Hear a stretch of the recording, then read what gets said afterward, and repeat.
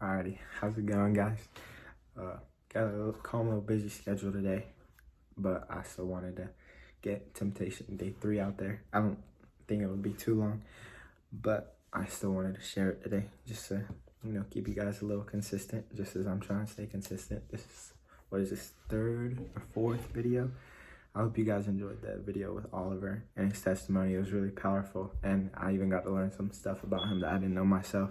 So I really appreciate him for allowing us to do that. And so I just want to pray for us before I start it off. Dear Lord, thank you for this amazing day, Lord. You have blessed me with so much and have continued to do so throughout my whole life, Lord. You woke me up today. You allowed me to get food that nourishes my body, Lord.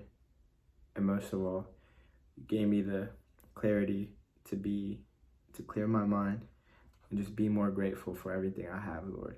There's a lot of people out there that struggle to even pick up the pieces for their family, Lord, and I'm blessed.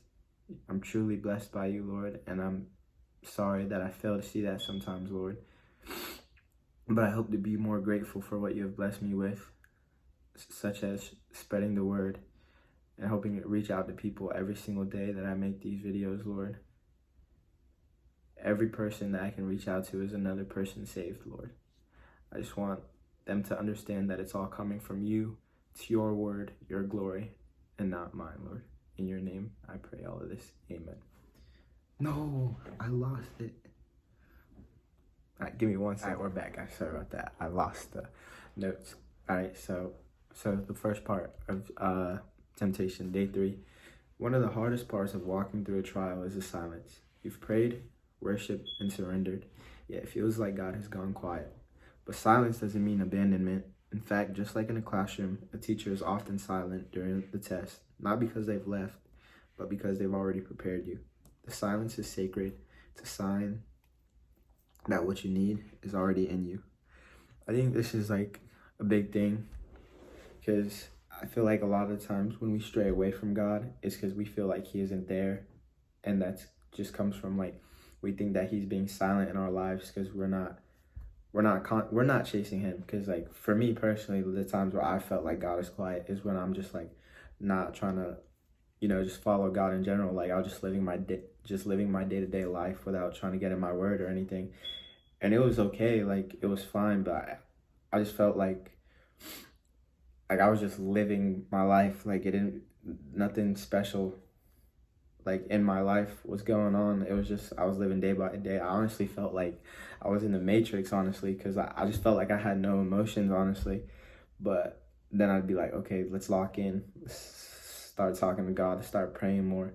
And I feel like now I have something that I'm looking forward to every day, just constantly wanting to share the word, constantly wanting to talk to God, just constantly want to do this and that just revolves all around just doing what God has planned for me to do. And I think so that's definitely a big thing, that where it says he's already prepared us, because when we're following him, we're learning all these things. Like we're taught to just stay in our word, stay faithful, and he's taught us those things. So when we feel like he's silent, it's all you got to do is just go back to the roots of like when you're on that like high of that roller coaster of your faith. You just got to remember those moments, and just you just got to show up even in the low moments, just as you show up in the high moments. You just always got to show up for God, because he always does it for us. So the next thing here was, the teacher doesn't disappear when the exam begins.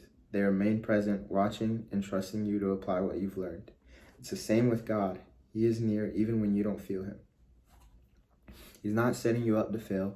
He's giving you the space to stand in the truth he's already planted in your heart. Okay, so I think the biggest one for me is when I've definitely like failed to realize that he wasn't being silent. It was just me not listening to him. It was like last summer, like right before Fuse. It was a church camp that I go to. I was just like drinking and stuff, and it just felt pointless. Like I don't know why I did it. Like I wasn't having fun. It was just trying to fulfill myself, and it was because I thought God was silent and he wasn't in my life.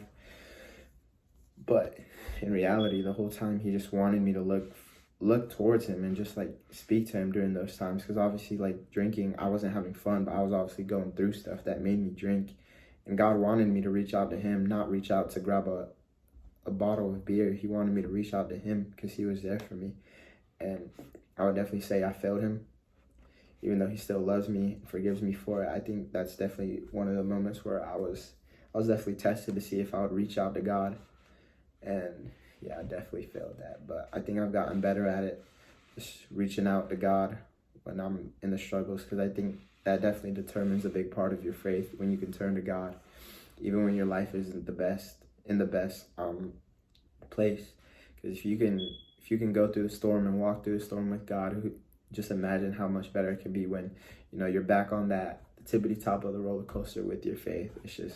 I just feel like it's so much more powerful if you can just build a strong relationship with God and just show that loyalty you have towards him.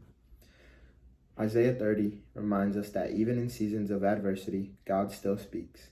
And when we're ready, we'll hear his voice guiding us again. That means I lost it again. Give me 1 second. All right, sorry about that, guys. I keep losing it. So I'll repeat that part again. That means you're never left to wander aimlessly. The path may feel uncertain, but the guide has already shown you the way. Trust his direction. Oh wait, no, sorry. Isaiah 30 reminds us that even in the seasons of adversity, God still speaks. And when we're ready, we'll hear his voice guiding us again. That means you're never left to wander aimlessly. The path may feel uncertain, but the guide has already shown you the way. Trust his direction. One of the biggest things I want to add to this is that I feel like as long as you have, you know, God set in your head, no matter what path you take, no matter like how far you feel like you've like strayed away from him, I think God always brings us back to where he wants us if we really want that life and relationship with him. Because I mean, like I said, I struggled with drugs, I struggled with temptation, addictions, all these stuff, and like it strayed me away from God. But you know, he's brought me back through all those battles I fought with him or without him, and I learned that I can't do any of it without him. Like, I need God. I need God to be able to get through all of these battles. If you're in a season where you can't hear God like you used to, don't panic. You haven't lost his presence. You're simply in a test where he's allowing your faith to rise. The silence won't last forever, but what he builds in you during it will. So the last 2 questions I had for this was, how do you usually respond to God's silence? Sorry, so like I said already, like in the past when my faith was like on the weaker side, I'd definitely say like I just didn't respond, honestly, or I didn't respond in a good way. I would just forget about God, because if he wasn't talking to me, then why did I have to talk to him? You know, I'm not going to seek him if he's not seeking me. Which it was like, now I'm looking back at it, it was like the craziest, like probably one of the worst ways to go about thinking it, because you know, God's never silent in our lives. Like, we see he wakes us up every day, he blesses us every day, and he's just never silent. He's always working in our lives. So I definitely say I got way better at it now, just by waking up in the morning. It's just like, it feels so amazing. So I don't know, this question says, how do you usually respond to God's silence? But I wouldn't say as of lately I felt like God's been silent in my life. I feel like as of lately I've realized that everything he's been saying and been trying to show me has been like him showing that he's always present. And then the last question was, what might he be inviting you to trust about him in this season? I think the thing he's making me trust him with as of right now is inviting me to trust him is trusting his plan for me. Because as of right now, you know, graduating high school, you know, I don't know like exactly what I want to do and like what my future looks like. Just going through a lot of stuff right now, but I do trust that wherever he wants me to be, he'll lead me there, and I just know he'll get me through it, no matter how hard the battle may be, or no matter how good the prize he has for me is. But I just know that as long as I trust it, and as long as I walk through him, whatever it is, he'll get me through it. And yeah, it was great sharing again with you guys. I'm sorry for like losing the notes mid-video, but I hope you guys have a wonderful day, and I hope that all of you are blessed until the next temptation video. See you guys.